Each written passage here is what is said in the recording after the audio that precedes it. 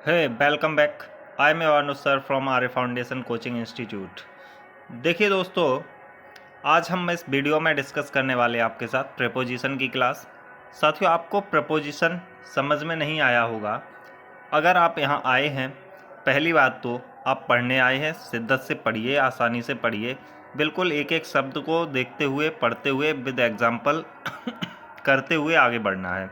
दूसरी चीज़, अभी तक आप यहाँ नहीं पहुँचे हैं तो पहले उन बच्चों को वीडियो शेयर करिए जो बच्चे यहाँ पर अभी तक नहीं पहुँचे हैं, क्योंकि बहुत ख़ास, बहुत इम्पोर्टेंट क्लासेस आपको यहाँ पर मिल रही हैं और वो भी फ्री ऑफ कॉस्ट मिल रही हैं, जो आपको पे करने के बाद भी ये क्लासेस आपको नहीं मिलेंगी।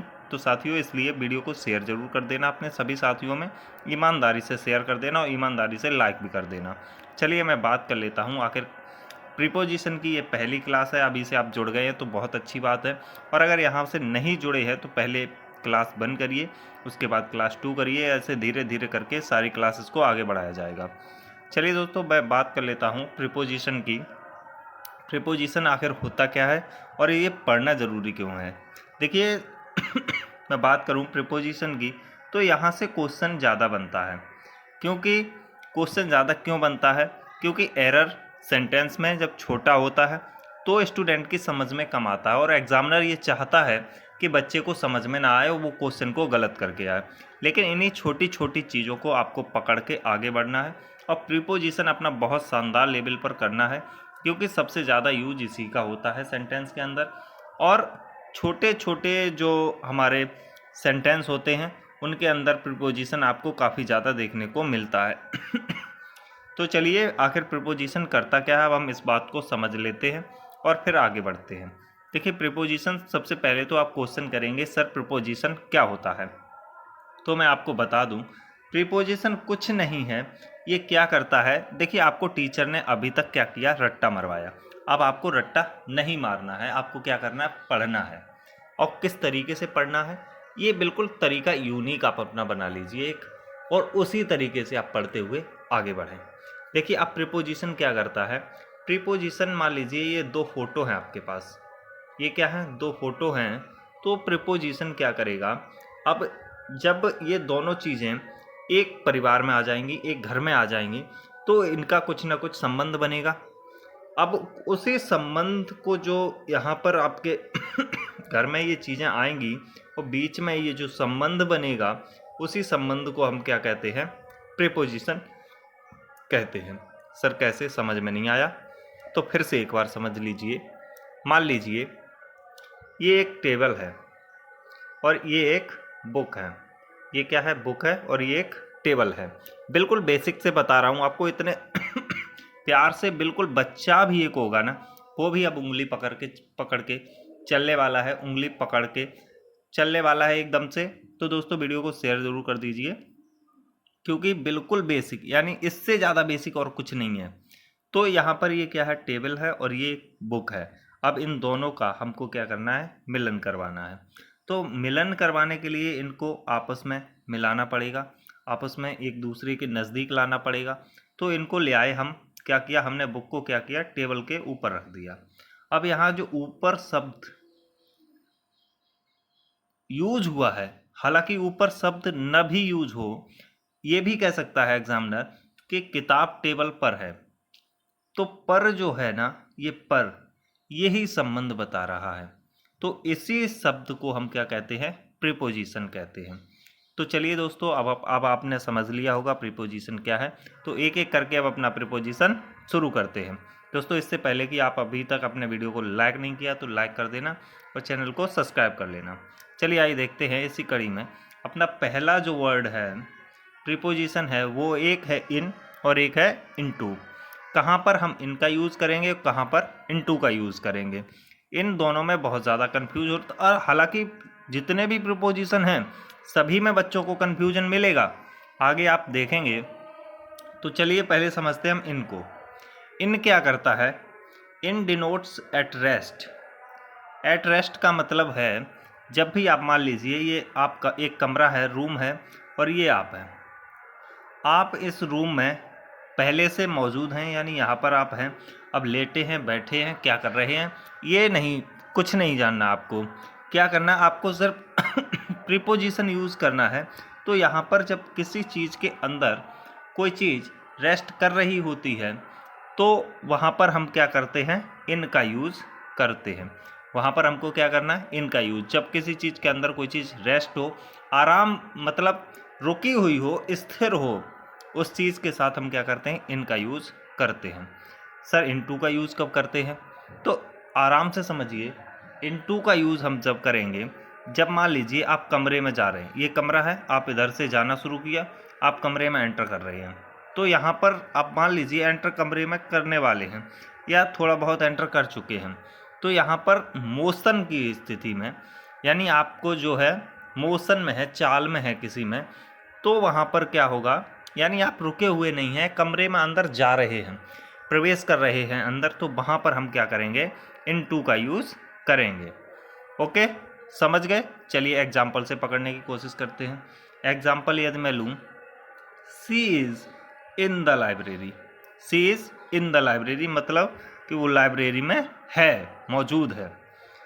अब अगला एग्जाम्पल देखें, सी केम इन टू द लाइब्रेरी, यानी वह अभी अभी लाइब्रेरी में आई है। क्या हुआ, अभी अभी लाइब्रेरी में आई है। तो क्या यहाँ पर क्या होगा, सी केम इन टू लाइब्रेरी। अगला एग्जाम्पल देखिए, Neha is coming the room. यहाँ बात हो रही है नेहा इज़ कमिंग, यानी बिफोर वर्ब की फोर्थ फॉर्म। कमिंग क्या होता है, वर्ब की फोर्थ फॉर्म, जिसे आप जेरंड भी कहते हैं या V1 प्लस ING फॉर्म भी कहते हैं। तो ये क्या है, बिफोर है। तो यहाँ पर बिफोर आप जानते हैं किस टेंस में यूज़ होता है, सिंपल प्रेजेंट कॉन्टिन्यूअस टेंस में। तो प्रेजेंट कॉन्टिन्यूअस में हम क्या यूज़ करते हैं, इज के साथ वर्ब की फोर्थ फॉर्म को यूज़ करते हैं। तो ये क्या दर्शाता है, ये दर्शाता है कि कोई काम हो रहा है। तो यहाँ हो रहा है मतलब नेहा आ रही है। तो यहाँ पर क्या प्रयोग होगा, कौन सा जो है प्रीपोजिशन लगेगा, वो हमें कमेंट करके बता दीजिए। चलिए अगला देखते हैं। तो यहाँ पर जो प्रीपोजिशन लगने वाला है वो क्या होगा, इनटू। इनटू प्रीपोजिशन लगेगा। चलिए अगला देखते हैं साथियों। अगला है ऑन और अपॉन। दोनों में बहुत डिफरेंस रहता है साथियों, बहुत डिफरेंस रहता है ऑन और अपॉन में। आखिर बात कर लेते हैं ऑन की। ऑन कहाँ पर यूज़ होगा और अपॉन कहाँ पर यूज़ होगा।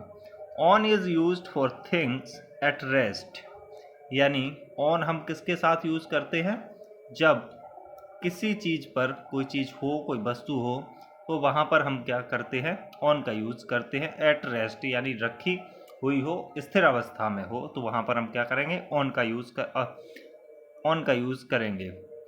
आखिर अपॉन का यूज़ कब करते हैं, तो अपॉन का यूज़, अपॉन डिनोट्स मोशन, यानी वही बात हो गई जो इन और इनटू में थी। तो वहाँ पर इन जो स्थिर अवस्था में था, यहाँ पर ऑन क्या है, स्थिर अवस्था में है। वहाँ पर इनटू मोशन में था और यहाँ पर अपॉन मोशन में है। तो एग्जाम्पल देखिए, the book is on the table, यानी मतलब कि टेबल पर बुक क्या है, रखी हुई है। ओके, अगला एग्जाम्पल देखें, the dog jumped upon the bed, यानी कुत्ता क्या कर रहा है, अभी अभी कुत्ते ने क्या किया, टेबल पर छलांग लगाई, यानी कुत्ता जो है वो बेड की ओर जा रहा है, बेड पर चढ़ा है। अगला है द कैट जम्प्ड, यहाँ पर क्या फिल होगा, हमें कमेंट जरूर करके बताएं साथियों। आगे बात कर लेते हैं। नंबर 3, विद वाई बच्चों को बहुत ज़्यादा कंफ्यूज करता है। विद वाई आपको इस तरीके से पढ़ा देंगे, इस तरीके से समझा देंगे, अभी आपको समझ में आ जाएगा और आप कहेंगे हाँ अरे विद का यूज इस तरीके से करते हैं सर, हमें आज तक नहीं पता था, आज तक हमें इंग्लिश से डराया गया है, इतना आसान है इंग्लिश। चलिए आखिर देखते हैं। With is used for instruments और टूल्स, इंस्ट्रूमेंट्स और tools, and by is used for agent और डोर। विद का यूज हम कहाँ करते हैं, कोई भी वस्तु हो, कहने का मतलब आर्टिकल कोई भी हो या टूल हो, और बाय का यूज़ करते हैं एजेंट और डोर के साथ। एग्जाम्पल देखते हैं। I am writing a letter, I am writing a letter, तो यहाँ पर क्या होगा, पेन क्या है, इंस्ट्रूमेंट है एक लिखने की वस्तु है, तो क्या हुआ, यहाँ पर क्या होगा, with a pen, with a pen. अगला है the robber was killed by him. अब देखिए यहाँ पर विद बाई क्या करता है, एजेंट। एजेंट कौन होता है, और डोर के साथ हम क्या करते हैं, बाई का यूज़ करते हैं। तो एग्जाम्पल कह रहा है the robber was killed by, यहाँ पर क्या होगा, बाई, क्योंकि हिम यहाँ पर लगा है तो हिम क्या है, एजेंट है।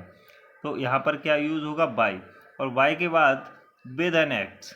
तो यहाँ पर ये एक्स क्या हो गया, इंस्ट्रूमेंट हो गया आपका। तो यहाँ पर क्या हुआ, यहाँ पर क्या होगा, विद। आगे समझ में, चलिए आगे बढ़ते हैं। अगला है सिंस या फॉर। सिंस का यूज कहाँ करते हैं, फॉर का यूज कहाँ करते हैं। Since is used for time while for is used for both time and place. यानी सिंस का यूज हम टाइम के लिए करते हैं और फॉर का यूज दोनों के लिए करते हैं, टाइम और प्लेस, यानी कोई भी स्थान हो या टाइम हो, दोनों के लिए हम फॉर का यूज कर सकते हैं। एग्जाम्पल देख लेते हैं फटाफट। I have not met him since last week. Last week क्या है आपका, टाइम बता रहा है, तो यहाँ पर क्या होगा, सिंस का यूज होगा। अगला एग्जाम्पल देखते हैं। They played from 6 AM to 9 PM। यहाँ पर फॉर क्या, फ्रॉम क्या कर रहा है, टाइम बता रहा है। और यहाँ पर we travelled from Delhi to Noida. यहाँ पर फ्रॉम क्या कर रहा है, प्लेस बता रहा है। डलही क्या है, प्लेस है। चलिए आगे देखते हैं साथियों। अगला है टिल या टू। टिल का यूज कहाँ करेंगे और टू का यूज कहाँ करेंगे। विद एग्जाम्पल, इसीलिए आपको एक एक चीज समझाई गई है विद एग्जाम्पल। आपको फिर भी समझ में अगर नहीं आ रहा है तो एक बार हमें कमेंट करके ज़रूर बताइए, हम आपको और बेहतर तरीके से समझाने का प्रयास करेंगे और डिटेल में बताने का प्रयास करेंगे। चलिए दोस्तों देखते हैं टिल और टू का यूज़ कहाँ करते हैं। Till is use to indicate time. Till क्या करता है, टाइम बताता है। While to is use to indicate place. Example देखें। I sleep till 8 AM। अब टाइम बताता है, लेकिन ये टाइम कौन सा बताता है, टिल बताता है। इसका मतलब होता है तक। क्या मतलब होता है, तक। अब आगे यदि मैं बात करूं टू की, तो टू क्या बताता है, बी वेंट टू पार्क। यानी यहाँ पर टू क्या कर रहा है, प्लेस को इंडिकेट कर रहा है। आइए साथियों अगला देखते हैं। अगला है एट इन। अब एट का यूज कहाँ करते हैं, at is used for small towns and village while in is used for big cities and countries. In का यूज अभी जो पहले आपने पढ़ा था तब एक इन का यूज पढ़ा, एक इन का यूज आपके लिए फिर मिल रहा है। तो इन दोनों को आप नोट कर ले, बहुत आसानी से पेन पेपर लेके बैठे हो ना बेटा, बिना पेन पेपर के मत पढ़ना।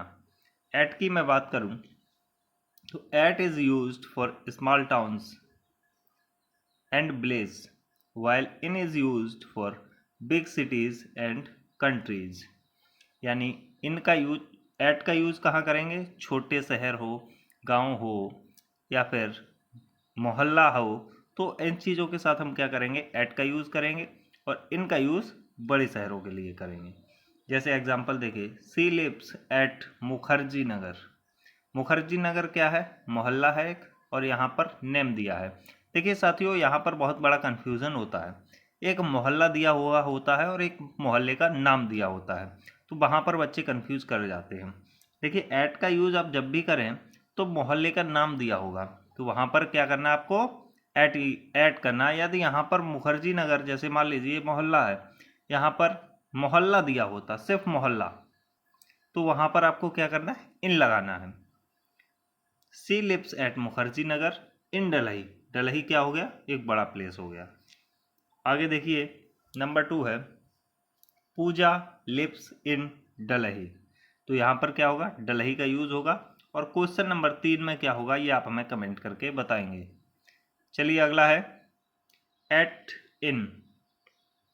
Eight in that is used, यहाँ पर दैट होना था लेकिन क्या हुआ, एट हो गया। चलिए कोई नहीं। That is used for point of time and in is used for a wider period of time. चलिए साथियों देखते हैं, एग्जाम्पल से पकड़ने का प्रयास करना। एग्जाम्पल से आप पकड़ने का प्रयास करना इसको। यदि एग्जाम्पल मैं देखूं, they will go at 6 o'clock। At यहाँ क्या कर रहा है, देखिए यहाँ पर आपको क्या करना है, एट करना है। यहाँ पर क्या है, एट का यूज हम पढ़ रहे हैं। At is used for a point of time. अब मैं बात करूं, दे विल गो एट 6 o'clock, तो यहाँ पर एट क्या कर रहा है, पॉइंट ऑफ टाइम को बता रहा है। पॉइंट ऑफ टाइम कर रहा है कि वह कितने समय से कितने समय जाएगा, 6 o'clock। अगला देखें, दे will go in the evening. यहाँ पर इन क्या कर रहा है,